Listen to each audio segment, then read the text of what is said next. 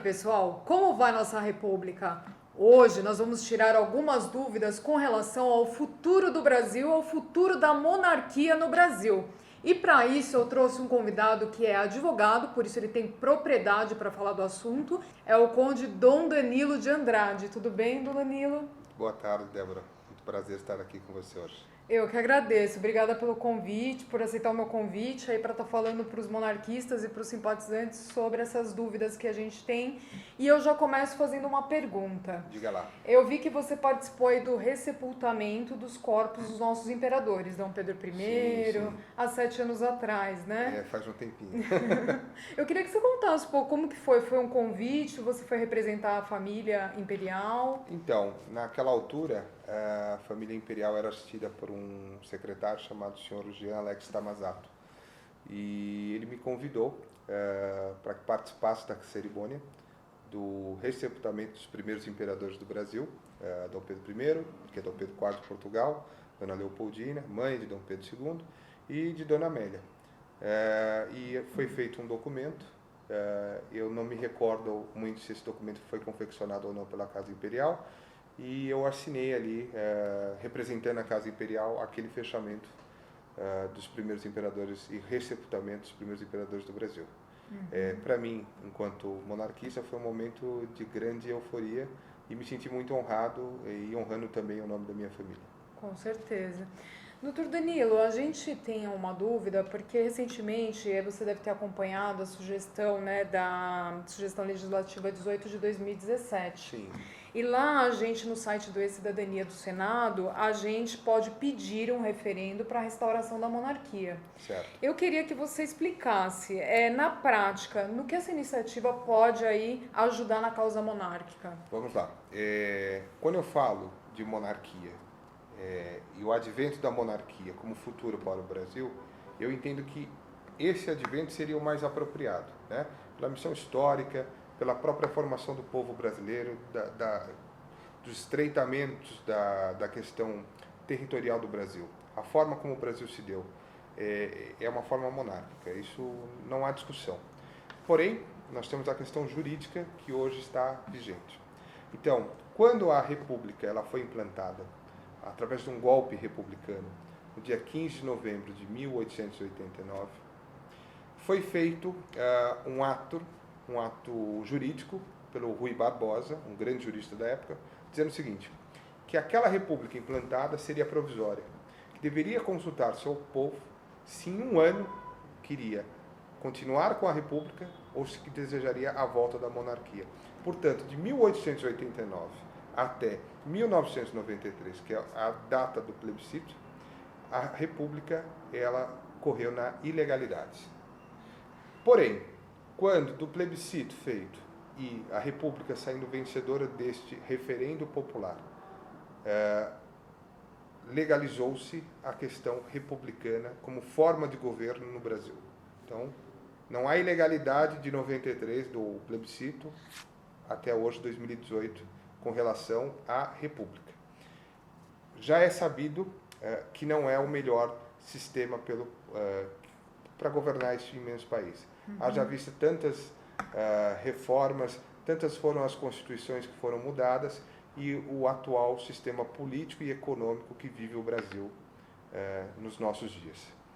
Contudo, essa ideia legislativa, ela vem de encontro para que a população possa se interessar, conhecer a monarquia, dar uma nova opção, dar um novo dinamismo à conjuntura política e econômica do nosso país.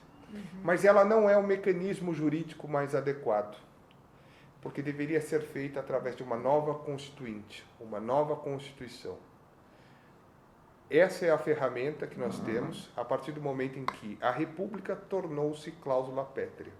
E cláusula pétrea eu não mudo com PEC, eu não mudo com ideia legislativa, eu mudo com uma nova constituinte. Ora, vão perguntar os monarquistas, o que fazemos então? Vocês estão num cenário republicano, vocês elegem pessoas para representá-los. Vocês precisam aproximar-se mais desses vossos representantes e influenciá-los para que desejem também compartilhar o ideal monárquico. para que uma nova Constituição seja posta e que essa nova Constituição abarque a possibilidade do regime monárquico, que deve ser parlamentar para os nossos dias de hoje. No nosso ponto de vista, assim, eu falo que nós estamos dando um segundo grande passo para a história do Brasil. Acho que com a entrada de alguns deputados, né, candidatos a deputado federal, que tem a intenção aí de estar fazendo uma nova Constituição e realmente estar mudando o Brasil. E aí, para nós, é histórico também ter pessoas do movimento monarquista estar se candidatando a esses cargos. No seu ponto de vista, doutor, você acha que isso viabiliza realmente uma nova Constituição? Essas pessoas lá dentro da bancada monarquista para estar ajudando o povo? Eu acho que... Acho não, eu penso de verdade que tudo que for para colaborar para uma nova ideia, para uma mudança, é benéfico. Não basta eu dizer, olha, o político rouba, aquele político é mau, se eu não participo da vida pública, se eu não faço a minha parte. E quando eu vejo, e eu vou ser mais específico no caso do Dom Luiz Felipe, príncipe de Orleans e Bragança, não estou discutindo aqui a questão dinástica, porque isso até daria matéria para discutirmos longamente. Eu vejo um membro da Casa Real de Bragança, um membro da Casa Real de Orleans e Bragança, um membro fruto de um crescimento, de um acreditar no Brasil, Dom Eudes e a mãe de Luiz Felipe, que são pais desse nosso príncipe, e este nosso príncipe que canalizou toda a educação que recebeu, todo o berço histórico que ele traz no sangue, em prol do Brasil e não em prol dele mesmo. Porque o Luiz Felipe não precisa de política para viver bem. Ele vive bem sem política, muito pelo contrário. Mas ele teve um chamamento, eu digo espiritual até, para assumir uma condição que é uma condição de família, que é fazer pelo Brasil um Brasil melhor. Dar a sua contribuição. Então eu acho que isso é muito nobre. Esta é a verdadeira nobreza. E eu acredito que o Luiz Felipe vai fazer grandes coisas para o Brasil. Olha só, né, gente? A gente não vai cruzar os braços e ficar esperando as coisas acontecerem, né, doutor Danilo? Vamos continuar aí com ativismos, manifestações, bandeiraços. Sim, é a forma que o povo brasileiro tem de pressionar os seus representantes. E eu digo isso não por uma questão de ideia familiar, que a monarquia é melhor ou pior do que aquele ou daquele outro regime, mas por uma ideia do sentido de civismo. Eu tive uma experiência assim, próxima a mim, e uma pessoa disse assim, olha, eu vou mudar do Brasil, porque o Brasil não tem jeito, os políticos são corruptos, e toda a gente faz isso mesmo. E aí, quando eu fui questionar essa pessoa, os filhos tinham má conduta, não honravam compromissos, não se importavam com o sentimento que cativavam nos outros. Na minha opinião, essa mãe, ela é pior do que todos esses políticos, porque ela falta com o dever originário, que é de chamar a atenção do filho e torná-lo um cidadão de bem, um ser humano melhor. Então ela não tem envergadura moral para dizer ou apontar para aquele ou para aquele outro político. Essa filha, esse filho que parte para outro país, não tem envergadura moral para dizer que aqui não vai para frente. Porque esse filho e essa filha fogem ao compromisso. Ela aqui nasceu, ela deve dar a contribuição também. Todos somos partidários de direitos e deveres. Não venha a nós ao vosso reino, nós também temos que dar a contribuição para nós e para as gerações posteriores.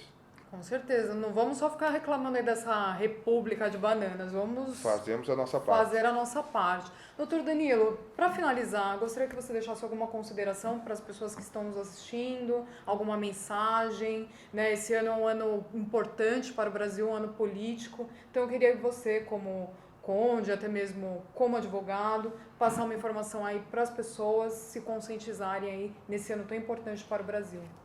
Convido a todos a serem nobres. Aí vão me perguntar, o que é isso, ser nobre?